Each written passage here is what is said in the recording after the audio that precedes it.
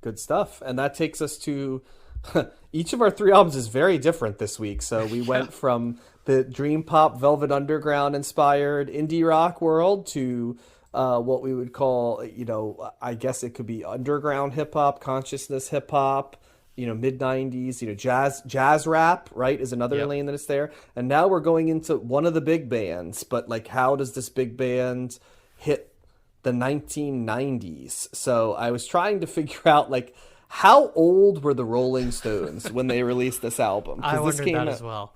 Yeah, did you happen to look up how old the Rolling Stones were when they released this album? No, I just kind of tried to do the math in my head based on their albums. But what did you find? Well, by all, but I wanted you to take a guess is what I was shooting for. Sorry. But I'm gonna say they're in their 50s. So Mick Jagger was born in 1943, and this came out in 1994. So he was 51 years old when this album came out. So they were already, veteran rockers, we'll put it. Keith Richards, also born in 1943, so he would have been there as well. Bill Wyman was born in 36, so let's do the math right there. He would have been 58 when this album came out. And Charlie Watts was born in 1941, so he would have been 53 when this album came out. So they were all in their 50s. Nice.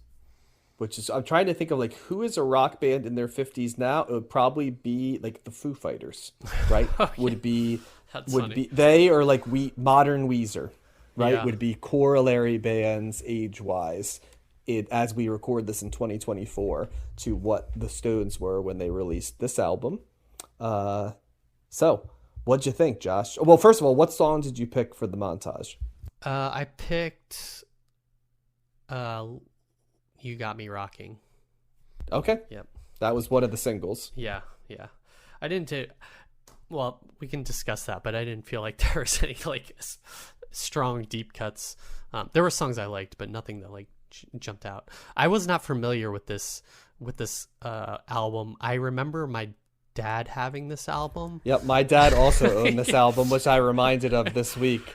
I'll have a funny story when it comes up for that. But yes, my dad also was an owner of this album. Yeah, it's interesting to see how the Rolling Stones, kind of transition through the decades. We touched on them in the 80s, and with was it Some Girls and Some Girls was 78, and so to give you an idea of where the Stones were at, right? Like the Stones in the 60s and 70s were doing an album every year. So we did Exile in 72, and then we didn't do an album again from the Stones until 78, Some Girls. So in between we missed Goat's Head Soup, It's Only Rock and Roll, and Black and Blue. And then we did Some Girls, we missed Emotional Rescue, and we did Tattoo You. Yep. And then Undercover and Dirty Work were in the 80s, 83 and 86. And then Steel Wheels was sort of like their comeback album because throughout, after Tattoo You, if you remember, they kind of had a falling out, Mick Jagger and Keith Richards, so they kind of didn't really work together. So this Steel Wheels was their big comeback album in 89, and then this one comes out in 94, so 5 years after. So they're releasing albums a lot more, and I think basically to have some stuff to tour off of, Yeah, I remember this being, well, the album cover, I just remember being very distinct in my mind. Oh, and also Bill Wyman wasn't here by this point, so I should mention that. This is their first album without him. Daryl Jones is on the album at this point. Got it. And I think there was a big tour based on this as well, I remember. Do you know who the producer of this album was? No. Who? Don Was. Oh, jeez. We've talked about quite a bit. Yes, he is back. Was not was, but yes, he's here doing this one. And so it's always interesting hearing these kind of later Rolling Stones outside their quote unquote classic period. Although I guess who knows what their classic period is now? Their young period. And this is. This was also the first album to ever win the Best Rock Album at the Grammys. Believe it or not, they did not have a Best Rock Album award until 1995. Weird. Ready for this? So this one in 1995, here's what it beat out in 1995 to win. Beat out Soundgarden Super Unknown, Pearl Jam Versus, REM Monster, and Neil Young and Crazy Horse Sleeps with Angels. How's that for what? Yep. I mean, I like at least 2 of those albums more than this. And if you're wondering what else won the rest of the decade, Alanis Morissette, Jagged Little Pill in 96, Sheryl Crow, her second album, John Fogerty, Blue Moon Swamp in 1998, and Sheryl Crow's third album, The Globe Sessions in 1999. Wow. That is the albums that won Best Rock Album in the 90s. Okay. All right, Grammys. I disagree with your taste, I guess. Anyway, this is so this is still quintessentially Rolling Stones, right? It's still got the blues foundation. It's still got the kind of blues licks and Keith Richards' guitar and all of the posturing and the frontman stylings of Mick Jagger. You still got him Mick singing a majority of the songs. I would say it's got that kind of classic Rolling Stones guitar sound as well. And, but I think they're trying some new things here. I think they're incorporating maybe some different instrumentation in the back that they haven't used before. There's like a harpsichord on New Faces. They've got some violin on The Worst. They've got I think some lap steel on one of the songs, I think I noted. And but it's at the end of the day, it's still kind of a Rolling Stones album and sound. I love this quote from Mick Jagger, by the way, in a Rolling Stone interview. Okay. There were a lot of things we wrote for Voodoo Lounge that Don steered us away from. Groove songs, African influences, and things like that. And he steered us very clear of all that. I think it was a mistake. Okay. Well, that would be interesting. I don't know if that would make a better album. I think they're... Well, Don does have a response to that, by the way. Should I give him space? So he says I'm not anti-groove, just anti-groove without substance in the context of this album. They had a number of great grooves, but I was like, okay, what goes on top of it? Where does it go? I just felt that it's not what people were looking for from the Stones. I was looking for a sign that they can get real serious about their rock, still play better than anybody and write better than anybody.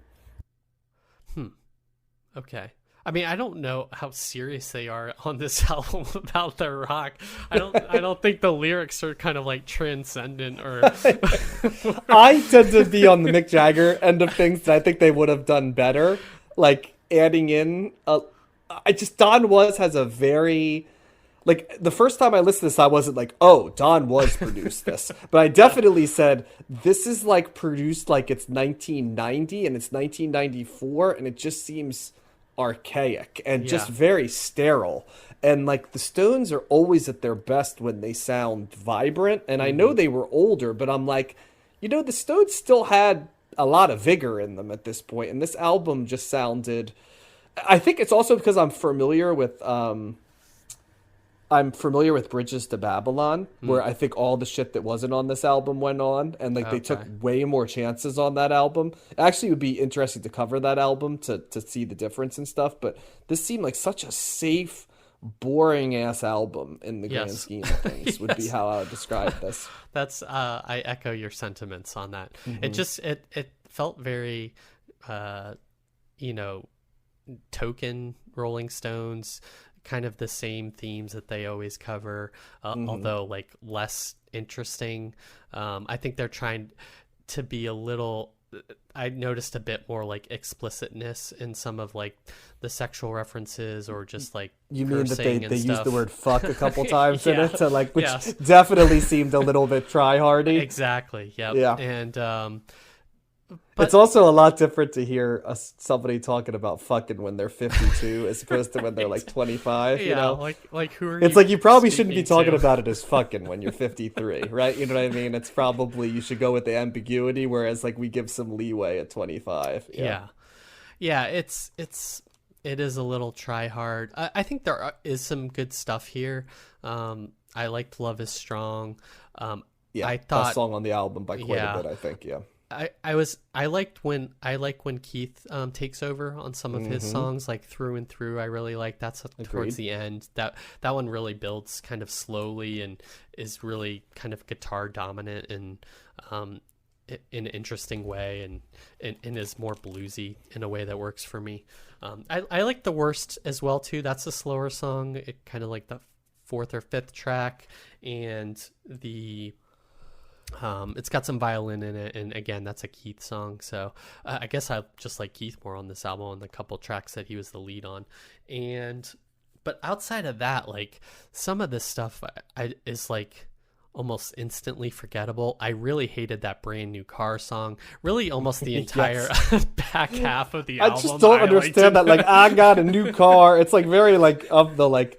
It's like they wrote like a Beach Boys like thematic song, but in like 1994, like in 1962, it's endearing, and like 1994, it seems weird. Yeah, I think this album really just kind of gets worse as it goes on. there, by the way, is one great fucking story with this album, and boy, the like critic stuff is fantastic on this album. There's all kinds of great things in the critic thing in Wikipedia. Yeah. So I guess Out of Tears is a pretty good hear a few? song. Yeah, but otherwise, I guess those are my thoughts. I really like this is pretty lackluster Rolling Stones in my opinion, and there's far better rock at this point in time and in '94. And so yeah, this is a mid to thumbs down, especially in context of the Rolling Stones and discography. It feels like the Rolling Stones of this period feel like what the Foo Fighters are to rock music right now. Like they're like mainstream rock and roll. There's nothing like wrong with it necessarily, but there's nothing like new that's being covered in this late. I really hate the production of this album was my takeaway. I also found the lyrics to be pretty inane on this album, which this album was not reviewed poorly. Oh, wow. But like definitely everybody, even those that like it, talk about the songwriting, not necessarily their strongest songwriting. I just found it funny that Robert Christgau did not believe the album warranted a full review. So he consigned it to his column's list of honorable mentions week. That week, Josh. So he didn't even review it that week, and commented only that the Stones had become the world's greatest roots rock band. And so I thought that was interesting. That Alex Pedridis of The Guardian would say, this isn't a bad album exactly, but it sounds as if hard work was involved, the product of craft rather than inspiration, tough coming from a band that at their best made it all seem effortless, which I think is probably the best way I heard this album described, because that is how it came off to me too. There's still the swagger at times of Mick Jagger. There's still parts of the rhythm section, and certainly Keith Richards playing, that pop through, and you're reminded like, oh, this is the Rolling Stones. They're like one of the best blues rock bands that ever existed. But it also is sort of weighed down by shitty production and kind of like half-ass songwriting, and that weird thing that the Stones have when they hit their mid-40s until whatever, that it's like that like Fountain of Youth thing where they're always trying to be a little bit younger than they are. Right. That's one thing that's different about the Foo Fighters than them. Like, even though I don't love this version of the Foo Fighters, they did sort of embrace their dad rockness, so they don't seem age inappropriate anymore. Like, the Stones kind of always, like, I think imagine themselves as like the coolest guys in the club, which, you know, after a while it's kind of like, it's kind of like what happened to Madonna too. It's like, you know, I appreciate all the evolutions you do, but after a while you should sort of like bask in your, you know, legenddom instead of thinking you're always moving it forward. So right. Yeah. So that's what I'd say. So yeah, Love Is Strong is the best track on this by quite a bit. The singles in general are the best songs on this album. There were 4 singles released on this. Love Is Strong, You Got Me Rockin', Out of Tears, and I Go Wild. That's actually exactly the order that I would rank the songs on this album. They're the 4 best songs. Yep. And then there's a little bit of filler along the way. Yep. And this is certainly not an essential Stones album. And like I said, I was familiar with Bridges to Babylon, where they did take some risks on that, and I remember even listening to it at the time and thinking, this is better than like what I heard from my dad's like mixed emotions, or you got me rocking and stuff that came from those. And I told my dad, I'm like, we covered Bridges to Babylon this week, and my dad's like, yeah, I own that album and Steel Wheels. And then he said without dropping a beat, he goes, not their best work. Oh, you mean we covered Voodoo Lounge? Voodoo Lounge. I'm sorry, Yeah. Voodoo Lounge and Steel Wheels, and he said not their best work is how he put it there. So, so even he was aware. You know what I mean? He was buying it, I think, out of tradition as much as anything. I did think that through and through, I recognized. I'm like, how do I know this? And it was in a Sopranos episode, the second season finale. That's why it was familiar to me. Okay. I also found this story funny. During the recording of the album, Richards adopted a stray cat in Barbados, which he named Voodoo because they were in Barbados, and the kitten had survived the odds. He dubbed the terrace of the house Voodoo Lounge. Sparks Will Fly was written by Richards after a blow-up with Jerry Lee Lewis in Ireland. What? Richards invited Jerry Lee Lewis to Ronnie Wood's home to jam on a few songs. Lewis took it seriously and thought they were making a full album, and upon playback of the session, he started to pick apart Richards' band, which outraised Richards, and they had an altercation. So that made me laugh, thinking of JerryLee Lewis and Keith Richards screaming at each other. How old is Jerry Lee Lewis at this time? I mean, I know he was young when he got started, but... we'll say 100. No, let me take a look real quick. Not much older than the Stones. Wow, he was born in 1935, so he would have been 35 to 95 would have been 60, so he would have been 59. So right, and we said the Stones were like 52, 53, so there's only a 7-year age gap between them. Yeah, weird. Yeah. Yeah, they're like you said, he was young when he started. Yeah, so he always, in my mind, always like thinks of a different era of rock and roll than the Stones. I guess they weren't that he off. is. He was in the 50s. they were in 63 to whatever, and he was in like the mid 50s. So yeah. Well, just to give you an idea, not Rock Around the Clock. Great Balls of Fire was 1956. Right. So. Okay. Jeez. Yeah. There you go. Crazy. So. And I think that takes us to that's a guy we never covered that probably we should have, Jerry Lee Lewis. So maybe if we get to the end of the 2020s or 30s, we just go backwards in time. It's like an eternal loop, and we cover what we didn't cover. So. Oh God. Yeah. Yeah. So stay tuned if you're listening to this. If it's 2034 when you're listening to this, we may be covering Jerry Lee Lewis, or may have. But yeah, for right now, no. Yep. So